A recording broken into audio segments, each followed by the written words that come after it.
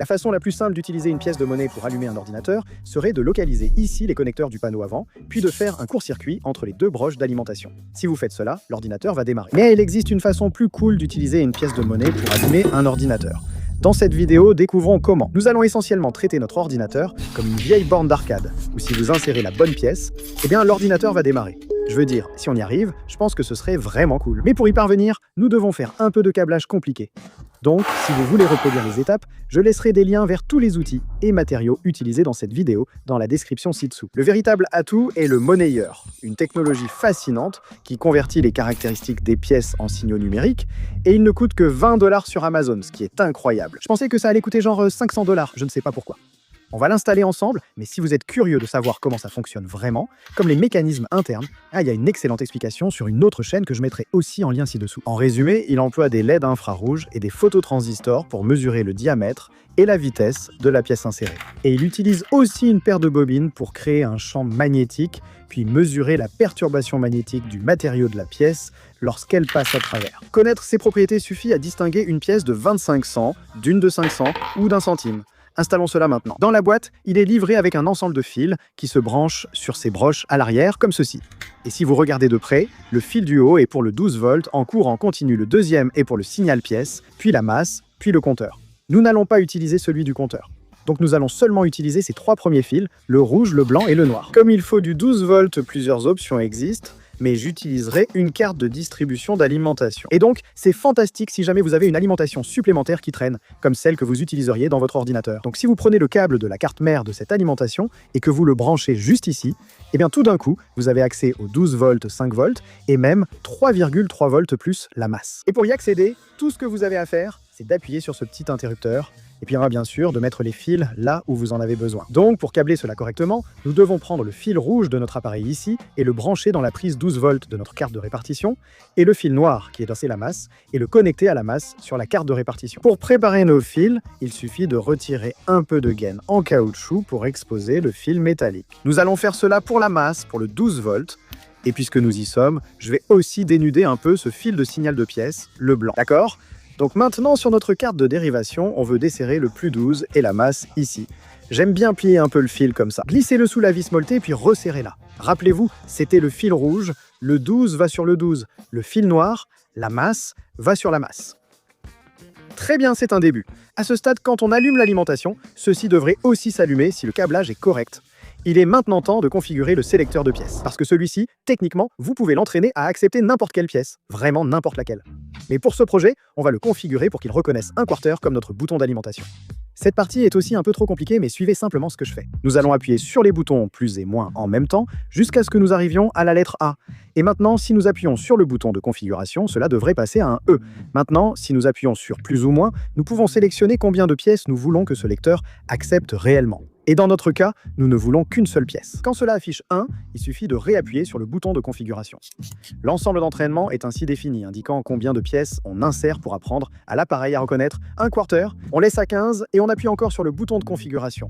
Cette étape est cruciale. Combien d'impulsions l'appareil émettra-t-il à chaque insertion de la pièce? Eh bien, on veut spécifiquement que ce soit juste une impulsion, puisque si on pense à un bouton d'alimentation, on veut simplement qu'il s'allume et s'éteigne. Donc, laissez-le à 1 et appuyez à nouveau sur le bouton de configuration. Maintenant, on règle la sensibilité. Je pense que 5, c'est bien pour ça. Donc, on appuie encore une fois sur le bouton de configuration. Et à ce stade, je vais éteindre puis rallumer l'appareil. Donc, après l'avoir éteint, puis rallumer. Si maintenant on appuie et qu'on maintient le bouton de configuration, on arrive à l'écran A1. Et maintenant, il est temps de faire l'apprentissage. L'appareil enregistre toutes les caractéristiques de la pièce lors de son passage dans les goulottes, pour pouvoir la reconnaître si elle repasse. Je vais donc la faire passer 15 fois. Il est aussi utile d'insérer plusieurs fois plus d'une pièce. L'appareil fait une moyenne de ces données et apprend à les reconnaître. Et 15. Voilà, c'est entraîné. À ce stade, un penny inséré ressortirait par la fente de retour, mais un quarter serait compté et sortirait de l'autre côté. Ce qui signifie que nous avons réussi à entraîner notre sélecteur de pièces pour qu'il émette un signal chaque fois qu'un quarter est inséré. Mais maintenant, que faisons-nous de ce signal? comment pouvons-nous réellement le faire communiquer avec notre ordinateur? Eh bien, c'est là que ce fil blanc du sélecteur de pièces entre en jeu. Parce que si on le suit, on a maintenant un fil dénudé qui reçoit cette impulsion chaque fois qu'une pièce valide est insérée ici. Malheureusement, on ne peut pas simplement brancher ce fil directement à notre ordinateur, car il s'agit d'un seul fil, et ici, il y a deux broches du bouton d'alimentation qui doivent être court-circuitées pour allumer l'ordinateur. Et bien qu'il existe de nombreuses façons de prendre une seule entrée et de court-circuiter deux autres broches, la méthode la plus simple que j'ai trouvée est celle-ci, un relais. C'est un appareil vraiment génial qui reçoit un signal, puis actionne un interrupteur mécanique à l'intérieur dès que ce signal est présent et transmet ce signal à travers ces connecteurs ici. C'est une version mécanique d'un transistor que j'ai aussi essayé d'utiliser pour ce projet, mais avec moins de succès. Comme ça demande pas mal de soudure, on va juste utiliser un relais pour simplifier.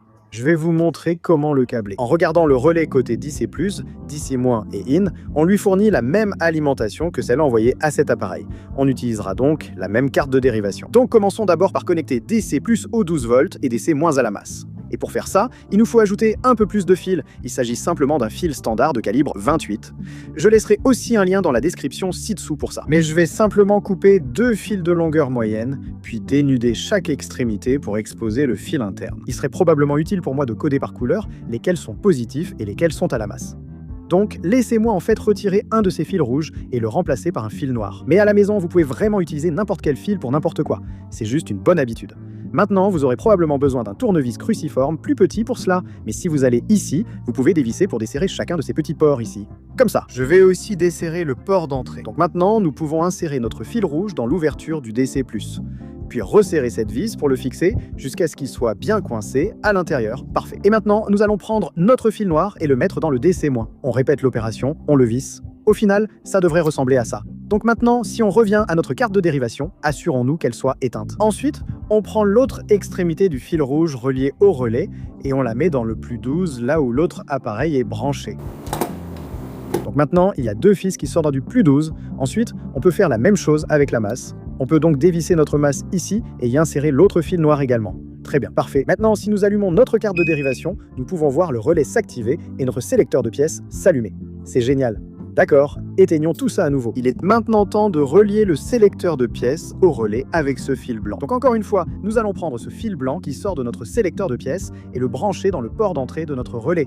Celui-ci, juste ici en bas. D'accord. Donc maintenant, votre relais devrait ressembler à ceci, ce qui veut dire que nous avons déjà fait plus de la moitié du travail. Maintenant, il ne nous reste plus qu'à connecter ce relais à notre ordinateur. Et pour cela, nous allons utiliser l'autre côté du relais. Nous allons utiliser le NO et le COM.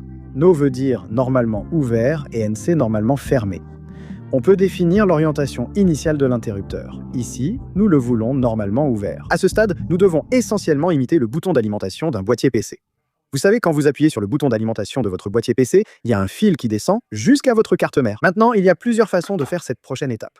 Et l'une d'elles implique le sertissage, qui est le processus d'ajouter de nouveaux connecteurs à un fil. Si cela vous paraît trop compliqué, vous pouvez simplement couper un câble existant dans votre boîtier PC pour obtenir ce même fil. Je préfère ne pas endommager vos composants, donc je vais vous montrer comment le faire dès le début. Maintenant, si vous voulez sauter l'étape du sertissage, il existe en fait des fils Dupont qui sont déjà sertis de cette façon. Vous utiliseriez essentiellement ces fils entre les ports NO et COM du relais et la carte mère.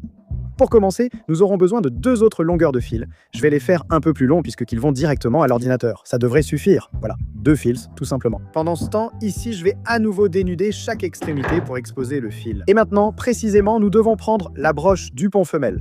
Si vous avez un kit comme celui-ci, vous devriez en avoir tout un tas. Je laisserai aussi un lien pour ce kit ci-dessous. Puisqu'on y est, il faudra aussi prendre un boîtier Dupont à deux broches. Si vous montez des ordinateurs, cette pièce vous est sans doute familière. C'est ce que vous branchez du boîtier sur les connecteurs du panneau avant. C'est justement ce qu'on fabrique ici. Donc maintenant, si on prend un de nos fils dénudés et qu'on le glisse dans le terminal Dupont, comme ça, notre objectif est de plier ces deux ailettes ici autour du fil pour qu'elles le maintiennent bien en place. Ce fil est un peu long, je vais donc le couper. Cette étape peut sembler maladroite au début, mais on s'y habitue avec la pratique. Donc je vais prendre ma pince à sertir ici, et en gros, je vais juste placer ça ici pour pouvoir pincer ces dents ensemble. Et si c'est bien fait, Eh bien, maintenant, ce connecteur Dupont tient fermement ce fil. Si vous êtes arrivé jusqu'ici, super travail. Alors maintenant, mettons ce fil de côté et prenons l'autre fil, puis répétons le même processus sur une extrémité du fil dénudé. Donc, on glisse notre boîtier Dupont, on le place dans la pince à sertir et on sertit. Voilà, tout simplement. Maintenant, avec l'autre fil, il suffit d'insérer les deux connecteurs Dupont femelles dans le boîtier Dupont. L'astuce consiste que sur le boîtier Dupont, un côté est plat, l'autre a là des encoches et des flèches. Les connecteurs femelles ont aussi un côté peu détaillé. De l'autre côté, il y a plus de détails. Il faut aligner les côtés détaillés. Insérés ainsi, les clips s'enclencheront et la connexion sera très solide. Génial, cela signifie qu'on peut maintenant reconnecter les fils au relais. À ce stade, tant qu'on utilise les bornes NO et COM, l'ordre des fils importe peu. Donc je vais mettre ce fil arbitrairement dans la borne COM et le serrer. Ensuite, je vais placer l'autre fil dénudé dans la borne NO qu'on peut aussi serrer. Génial. D'accord, maintenant il ne reste littéralement plus qu'une étape, qui consiste à brancher ce boîtier Dupont par-dessus ces broches de mise sous tension exposées sur notre carte mère, qui dans ce cas sont celles-ci juste ici. Donc maintenant, tout est censé être correctement câblé. Donc si on allume notre carte de dérivation pour que notre relais et notre sélecteur de pièces soient alimentés, on s'assure aussi que l'alimentation de notre ordinateur est allumée. Quand on met la pièce américaine de 2500, rien ne se passe tout de suite car il reste un dernier réglage à faire sur le relais. Je vais donc l'éteindre rapidement.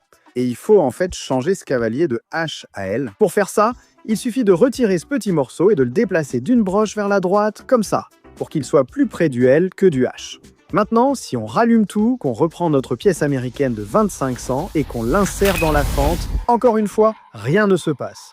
Il faut aussi modifier un autre réglage sur notre sélecteur. En bas, vous voyez rapide, moyen et lent. L'interrupteur ici est par défaut sur moyen, il faut le mettre sur lent. Et si nous faisons cela, et essayons une dernière fois, nous prendrons notre pièce américaine de 2500 et nous l'insérerons. Eh bien, notre ordinateur s'allume effectivement, ce qui est magique. Et pour prouver que cela ne fonctionne pas avec n'importe quelle pièce, je vais éteindre notre ordinateur. Voici une pièce de 2 centimes d'euros. Si on la met, rien ne se passe, elle est rendue. On met une pièce américaine de 500, rien ne se passe, elle est rendue. Une pièce d'1 cent américain, on l'insère, elle est simplement rendue. Mais encore une fois, si nous insérons notre pièce américaine de 25 cents, eh bien notre ordinateur s'allume. C'est génial, non ? Honnêtement, c'est l'une des façons les plus cool d'allumer un PC, hein. C'est fascinant. Je dirais que le principal inconvénient, c'est qu'il faut une seconde alimentation pour ces autres appareils. On pourrait faire un support bien plus joli pour ce truc à fente, machin, mais voici un prototype qui fonctionne, c'est fascinant. Deux êtes venus dire bonjour et voulez voir le sélecteur de pièces. Salut mon pote. Comme je l'ai dit, il y a plusieurs façons de faire ça, mais le fait que tout fonctionne ensemble, je trouve ça fascinant. Et si jamais tu suis ce tutoriel et que tu essaies toi-même, dis-moi comment ça se passe. Les liens pour tout ce que j'ai utilisé dans cette vidéo se trouvent dans la description ci-dessous. Et voilà, c'était Emrah Easter, votre bidouilleur tech. Merci beaucoup d'avoir regardé, on se retrouve à la prochaine. Ouais.